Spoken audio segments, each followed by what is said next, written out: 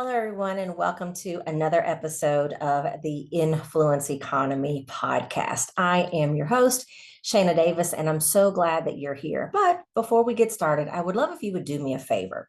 Wherever you are listening to this episode, I want you to take a screenshot, tag us here at Shana Rattler Davis. And then I want to hear your biggest aha moment or your biggest takeaway from this episode. And the reason why I do that is because there are a lot of women out there that are seen but not paid. And they really don't know where to start in order to change that. And so, the more times that these episodes are shared, the more people that can be equipped with the strategies that will show them how to own their influence. So, I want to thank you so much in advance for being willing to do that. So, in today's episode, this is for every woman who's ever felt like her big goals were just out of reach. So, you've heard me talk about the 5 components of $1 million multimedia empire. I call it the high five. That's corporate contracts, sponsorships, major media appearances, high paid speaking engagements, and book deals. But what I've realized is that many women who want these opportunities don't pursue them. And not because they're not capable, but because they lack the confidence. And if that sounds like you, keep listening because today I'm going to unpack why that confidence gap exists and, more importantly, how you can overcome it to claim what's yours. So let's start with the elephant in the room. Why do so many influential women struggle with confidence when it comes to pursuing big opportunities? First, there's a simple reason. They don't know how to go about it, right? Like you don't know how to get started. You don't know how to go after a big contract because think about it. How many of us were ever taught how to pitch ourselves to a Fortune 500 company or how to negotiate a sponsorship deal that pays more than pennies on the dollar? Without that knowledge, the idea of even trying can feel overwhelming. And then there's something deeper. We've all heard of imposter syndrome, right? So raise your hand. I can't see you. So raise your hand if you've ever thought, well, why would they choose me? Or what if I'm not good enough? I know that I excel in my business and what it is that I've been offering over the years, but what if I'm not good enough for a large corporation to want to partner with me? I've been there. And let me tell you, even the most successful women battle these feelings. And let's not forget about the fear of rejection. When you put yourself out there, whether it's pitching to a corporate client or submitting a book proposal, you're opening yourself up to a no. And that can be terrifying. So now, if you combine all of that with societal conditioning that tells women to be humble, to not to brag, play it safe, right? Like, what's the result of that? Too many of us hold ourselves back from the opportunities we deserve. But here's the truth. Confidence is not something that you either have it or you don't. It's something that you build. And today I'm going to give you the tools to do just that. So let's talk about how we close the confidence gap. Here are 5 truths that I've learned about building the confidence to pursue $1 million multimedia empire. Truth number 1 is that confidence comes from clarity. The unknown is scary. So when you don't know the steps to take, it's easy to feel stuck. And that's why clarity is key. Take each goal, like whether it's landing a sponsorship or writing a book deal, and then break it into smaller, actionable steps. Number 2, confidence grows with action. The quickest way to build your confidence is to take action. So start small if you need to. Pitch yourself for a smaller speaking engagement or reach out to a local brand for a sponsorship because every yes you get is going to boost your belief in exactly what is possible. Truth number 3, confidence requires community.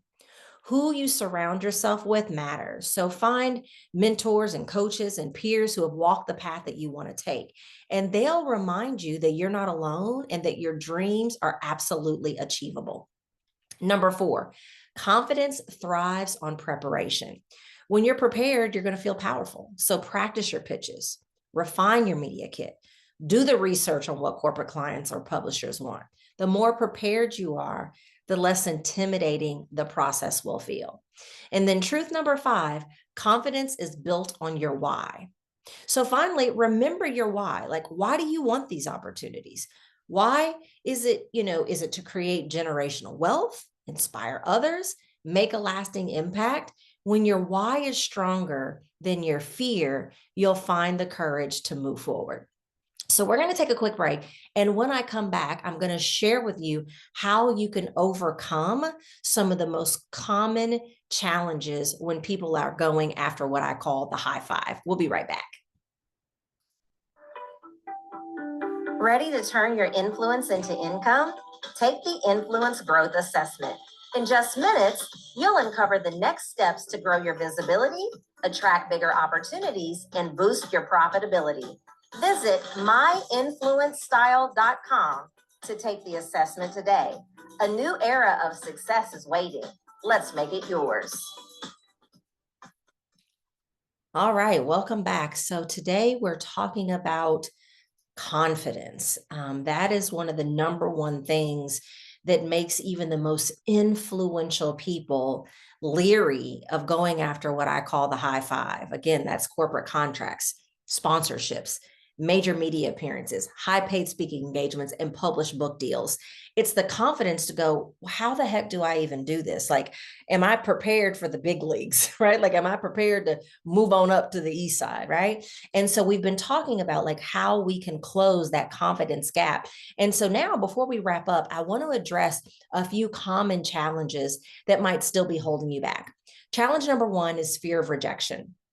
Reframe rejection as redirection, because a no today doesn't mean a no forever. It just means you're being guided to something better. Boy, do I have a lot I could tell you about that, but not today.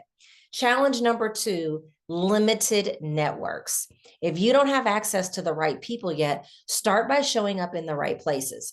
Attend industry events, join mastermind groups, or even DM someone whose work you admire.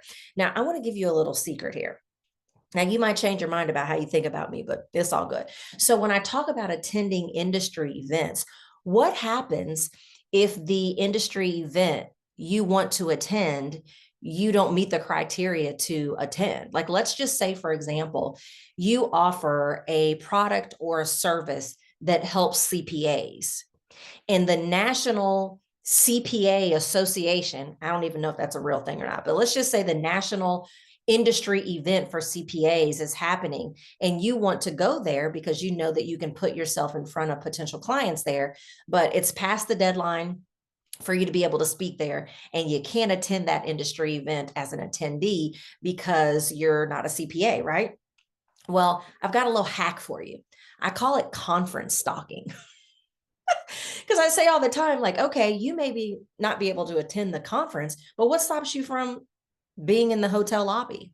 What stops you from being in the bar, being in the restaurant, being in the hallway, even being in the bathroom? I'm laughing because one time I was actually at an event, and there was a lady that was in the bathroom, and she was having trouble with her zipper. And so I helped her with her zipper, and she actually ended up being a decision maker at a corporation, and I ended up getting a contract. So I call it conference stalking because even though you're not literally stalking the individuals, you're just placing yourself in the places that you know that they are. So build your networks. That's a great way to get your foot in the door and begin to build relationships with people that can get you into these high five opportunities. And then challenge number three is lack of time. Building a multimedia empire doesn't happen overnight, but it also doesn't have to consume your entire life. So dedicate focused time each week to work on your goals. Consistency beats intensity every time. So let me leave you with this. The opportunities you dream of, corporate contracts, sponsorships, book deals, media appearances, they're not just for other people, they're for you. But you have to believe it, and then you have to act on it. Remember that confidence isn't built in a day, but with clarity, action, and the right support, you can build the foundation for your $1 million multimedia empire. So if today's episode resonated with you, I've got something that can take your next steps even further. It's called the Influence Growth Assessment. This powerful tool is designed to help you pinpoint exactly where you are on your journey to turning your influence into income and where you should focus next to see real results. So when you take this assessment, you're going to, number one, uncover your current strengths and opportunities for growth. Number two, you're going to gain clarity on what's holding you back and how to overcome it. And number three, you're going to receive personalized insights to help you take immediate action of turning your influence into income. So if you're ready to stop dreaming and start doing, I want you to head to myinfluencestyle.com. Again, that's myinfluencestyle.com and take the influence growth assessment today. It's the first step toward building the confidence and strategy you need to create the life and empire you've always imagined. So thank you for tuning in to the Influence Economy podcast, where your influence becomes your income. I can't wait to hear about your breakthroughs after you take the assessment. So until next time, stay confident and keep building your empire. Bye-bye.